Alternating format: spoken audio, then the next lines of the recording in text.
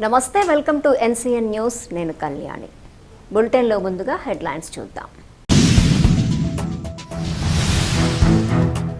రైతులకు సాగునీటి కొరత రాకుండా అన్ని చర్యలు. జలవనరుల శాఖ ఇంజనీర్ కంచరాన నరసింహమూర్తి.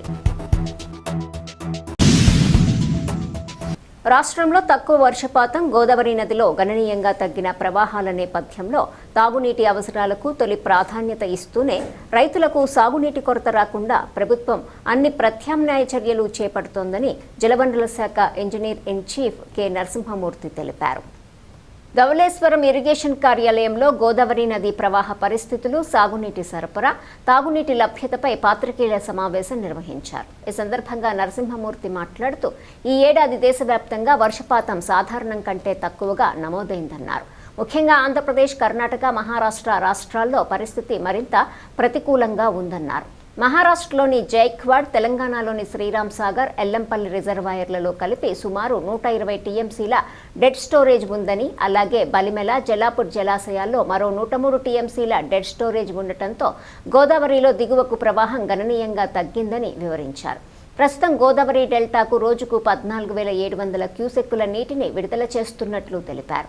ఇందులో ఈస్టర్న్ డెల్టాకు 4,900 క్యూసెక్కులు, సెంట్రల్ డెల్టాకు 2,800 క్యూసెక్కులు, వెస్టర్న్ డెల్టాకు 7,000 క్యూసెక్కులు విడుదల చేస్తున్నామన్నారు.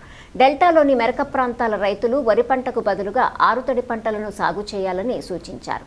తద్వారా చివరి సాగు భూమి ప్రాంతాల రైతులకు కూడా సాగునీరు సక్రమంగా అందుతుందని తెలిపారు. ఈ సమావేశంలో చీఫ్ ఇంజనీర్ చిన్నబాబు, సూపరింటెండెంట్ ఇంజనీర్లు Gopalarao, J Srinivasarao, executive engineer Ramesh Babu తదితరులు పాల్గొన్నారు.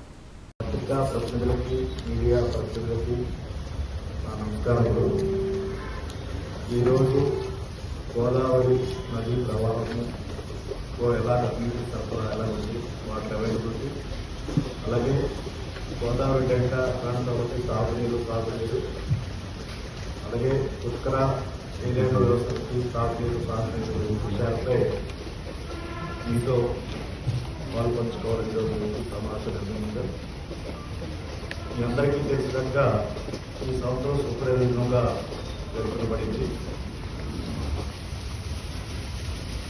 మన దేశంలోనే వర్షపాతం తక్కువగా ఉంది. అందులోనూ ఆంధ్రప్రదేశ్, కర్ణాటక, మహారాష్ట్రలో ఇంకా తక్కువగా ఉంది. వీటి వలన ఎన్నడూ లేని విధంగా గోదావరి నది ప్రవాహాలు చాలా తక్కువగా నమోదవుతున్నాయి. రాష్ట్రాల్లో జైక్వాడ్ అండ్ ఎస్ఆర్ఎస్పి, ఎల్లంపల్లి నదుల్లో, రిజర్వాయర్లో దగ్గర 120 టీఎంసీ ఫ్లడ్ కోస్ట్ ఉంది. అంటే 120 టీఎంసీ వస్తే కానీ అక్కడి నుంచి నీరు పారుతుంది కిందకి. అలాగే ఇక్కడ బలిమెల, జలాపూర్, ఒడిశా ప్రాంతాల్లో ఉన్నటువంటి రిజర్వాయర్లో దగ్గర 103 టీఎంసీ ఫ్లడ్ కోస్ట్ ఉంది. అంటే అక్కడ కూడా 103 టీఎంసీ వస్తేనే మనకి కిందకి వస్తాయి. సో ఈ విధంగా గోదావరి పరివాహక ప్రాంతంలో ఉన్నటువంటి రేంజ్ తక్కువ వల్ల, ఈ రిజర్వాయర్లో నీరు నిండకపోవడం వల్ల ఈ టైంకి జులైకి అన్ని నిండేవి ముందు సంవత్సరాల్లో.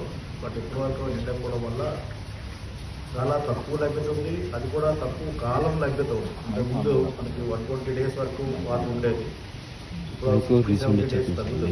సో తక్కువ కాలము, తక్కువ మోతాదులో వాటర్ ఉండడం వల్ల మనము ఈ నీటి నిర్వహణ చాలా జాగ్రత్తగా చేయాల్సిన అవసరం ఉంది.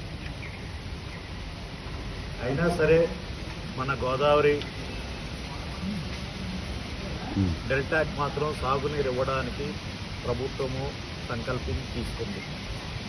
ఈ క్లిష్ట పరిస్థితుల్లో కూడాను సాగునీరు ఇవ్వాలనే ఉద్దేశంతో అతి కష్టమైన చోటు చర్యలు తీసుకుంటూ చాలా ప్రణాళికాబద్ధంగా వ్యవహరిస్తూ చేసింది. ఉదాహరణకి ఎప్పుడు గతంలో మనము సీలేరు నుంచి నీరు తీసుకోం, కానీ ఈసారి గత 10 రోజుల్లో సీలేరు నుంచి జనరేషన్ ద్వారా 4,000 క్యూసెక్లు, బైపాస్ కెనాల్ ద్వారా 3,000 క్యూసెక్లు. అంటే ఎప్పుడు తీసుకున్నాము చాలా తక్కువ. భద్రాచలం దగ్గర 15,000, 16,000 క్యూసెక్లు చాలా తక్కువ నమోదైనప్పుడు సీలేరు దగ్గర కూడాను వాళ్ళకి అడిగి ఒరిస్సా ప్రభుత్వంతో మాట్లాడి ఆ ప్రవాహంలో ఉన్న కొన్ని నీళ్ళు తీసుకొని గోదావరి డెల్టాకి నీళ్ళు ఇస్తాము.